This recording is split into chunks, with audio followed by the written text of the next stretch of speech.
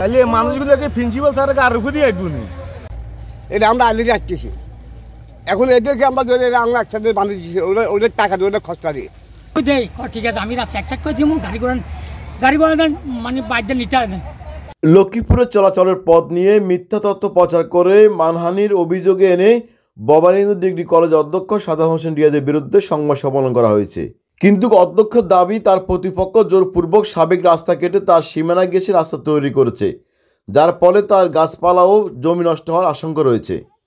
রোববার দুপুরে সদর উপজেলার ভবানীগঞ্জ ইউনিয়নের চরমনসা গ্রামের বিক্ষিপ্ত শতাধিক ভুক্তভোগী পরিবারের নারী পুরুষরা জড় হয়ে অধ্যক্ষ সাদাত হোসেনের বিরুদ্ধে পুলি মেপে ওঠেন। এ সময় তারা লক্ষ্মীপুর আমগতি সড়কে প্রিন্সিপাল সাদাতের বিরুদ্ধে বিভিন্ন স্লোগান দেয়।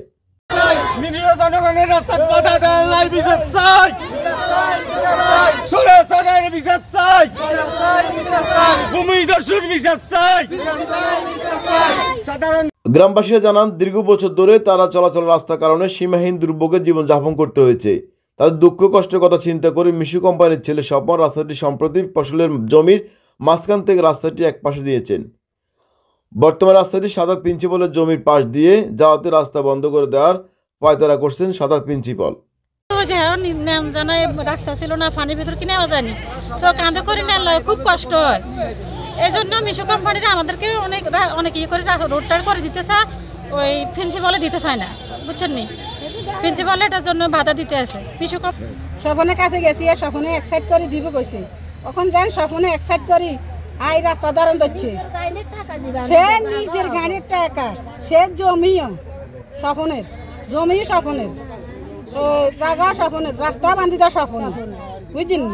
সেরাই অন আঙ্গর রাস্তা বান্ধি দেওয়া কাছে মানে দুয়ে এরা এই কে দুয়ে প্রিন্সিপালে দুয়ে সে ওইতলা ওইটা শেষে আমরা ওই বাঁধছি তেতলা বাঁধতে না, সেই প্রিন্সিপালের ওই ধরি আহা ধরি সে দিয়ে প্রিন্সিপাল এদিকে মিশু কোম্পানি তো ওরা টাকাও দিছে, ওরা বাঁধিয়ে দিছে, মানে আমাদের জন্য ও করেছে। তারপর এই সাইডে জমি ওটার এই সাইডে যাওয়া খুব হেঁটে এখানে প্রিন্সিপাল সাহেবের কিচ্ছু নাই, ওনার হচ্ছে আড়া ফের মাথা কামানো দরকার গিয়ে একদিন দেখ না, হে যদি জনগণ রুফুকার করে আজকে হে আয় গাছগুলো কাটি রাস্তা করে দেখ না, বলে তোকে মোদা বাইজবে, তোকে ইচ্ছে বাইজবে, আমি গাছগুলো কাটি দিই।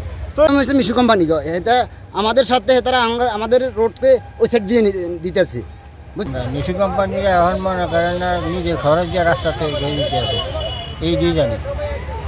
একই দিন দুপুরে সংবাদ সম্মেলন করেন স্থানীয় প্রভাবশালী মিশু কোম্পানির ছেলে ইকবাল হোসেন খোকন। সংবাদ সম্মেলন খোকন জানান, তাদের জমির উপর দিয়ে যাওয়ার রাস্তাটি তারা রাস্তাটি কেটে নতুন করে জমির এক পাশ দিয়ে রাস্তাটি করে দিয়েছে। এতে ক্ষিপ্ত সাদাত প্রিন্সিপাল এখন রাস্তা বন্ধ করে দেওয়ার পায়তারা করতেছে। সাদাত প্রিন্সিপাল বর্তমান সরকারের উন্নয়নকে প্রশ্নবিদ্ধ করেছে। এই প্যাসিবাদ সরকারের একজন চিহ্নিত দোষর হিসেবে সে পরিচিত। কোনো রাস্তা ছিল না, এটা ছিল একটা ধান ক্ষেতের আইন। আমাদের ওই পাশেও আমাদের জমি, এই পাশেও আমাদের জমি। আমরা জনগণের স্বার্থে রাস্তাটা আমাদের জমিনের এক পাশে দিয়ে করে দিছি, আমরা নিজেদের অর্থায়নে সাধারণ জনগণের জন্য আমরা রাস্তাটা করে দিছি। কেউ যদি কোনো রাস্তা করে, জনসমাজের কোনো কার্যক্রমের জন্য কোনো কাজ করে, উনি মামলা করে। এই যে তার একটা প্রমাণ, কলেজের পাশে দিয়ে সাধারণ জনগণ একটা রাস্তা নিচ্ছে, উনি নিজে বাদিয়ে মামলা করছে। উনি দেশের উন্নয়ন চায় না, কারণ উনি ছিলেন প্যাসিবাদ সরকারের চাটুকার, যার কারণে উনি তাদের মায়া ছাড়তে পারে নাই। বর্তমান সরকার যাতে কোনো কার্যক্রম করতে না পারে, দেশের উন্নয়ন করতে না পারে, উনি সেই ভাবমূর্তি ক্ষুণ্ণ করার জন্য এই পায়তারা করেন। দেশে একটা সংঘাত সৃষ্টি করার জন্য। উনি হলো ভবানীগঞ্জ ডিগ্রি কলেজের বর্তমান প্রিন্সিপাল, সম্মানিত প্রিন্সিপাল, আমি তাকে সম্মান দিয়ে বলি। উনি ওনার নাম হলো সাদাত হোসেন রিয়াজ, ওনার পিতার নাম হলো মোস্তাফা মিয়া, ওনার বাড়ি হলো ভবানীগঞ্জ চৌরাস্তা বাজারের পাশেই আলিপুর। এদিকে ভবানীগঞ্জ ডিগ্রি কলেজের অধ্যক্ষ সাদাত হোসেন রিয়াজ ক্যামেরার সামনে কথা না বললেও তিনি বলেছেন তার বিরুদ্ধে আনিত অভিযোগ সকল মিথ্যা। যে রাস্তাটি কেটে ফেলা হয়েছে সে রাস্তাটি অনেক পুরনো রাস্তা। হঠাৎ তারা আমার জমির গ্যাসের নতুন রাস্তা তৈরি করেছে, বিষয়টি তারা একটিবার আমাকে জিজ্ঞাসা করেনি। আমার অনেক গাছপালা নষ্ট হয়েছে, তাদের মূল উদ্দেশ্য হচ্ছে আমার ক্ষতি সাধন করা। জানতে চাইলে মুঠোফোনের সদর উপজেলা নির্বাহী কর্মকর্তা ইউনুস জামশেদ রানা জানান, স্থানীয় তহসিলদারকে পাঠানো হয়েছে রাস্তাটি দেখে আসার জন্য। তিনি জানিয়েছেন পুরনো রাস্তা সরিয়ে বৈদ্যুতিক খুঁটির কারণে রাস্তাটি এখন অন্য পাশে দেওয়া হয়েছে। যখন জানতে চাওয়া হয়েছে সাদাত প্রিন্সিপালের দাবি তার ক্ষতি সাধন হয়েছে, এমন প্রশ্নের উত্তর ইউনো বলেন পুনরায় তহসিলদারকে পাঠিয়ে আবার তদন্ত করা হবে।